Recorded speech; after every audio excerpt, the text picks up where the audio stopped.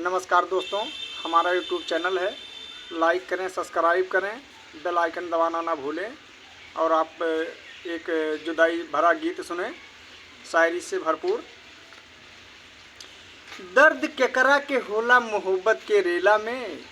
दर्द केकरा के होला मोहब्बत के रेला में, जुदाई जहर बन जाला प्यार के झमेला में। कहते हैं पागल कैले बाड़ू जानू तुही हमके हो, पागल कैले बाड़ू जानू तुही हमके, बोझू देहल बाड़ू तुही हमका गम के, पागल कैले बाड़ू जानू तुही हमके हो, पागल कैले बाड़ू जानू तुही हमके, प्यार कर उतरालू तू ही दिलवा से सटू के, काहे गइलू तू ही दूरू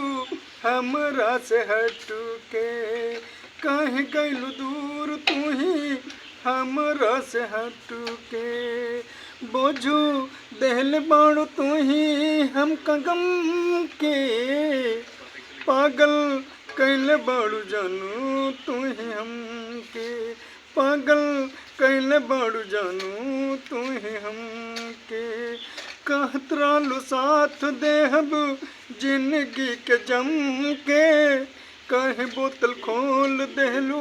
हमरा के रम के, कहे बोतल खोल देहलू हमरा के रम के, पागल कैले बाड़ू जानू तू ही हमके, बोझू देहले बाड़ू तू ही हमका गम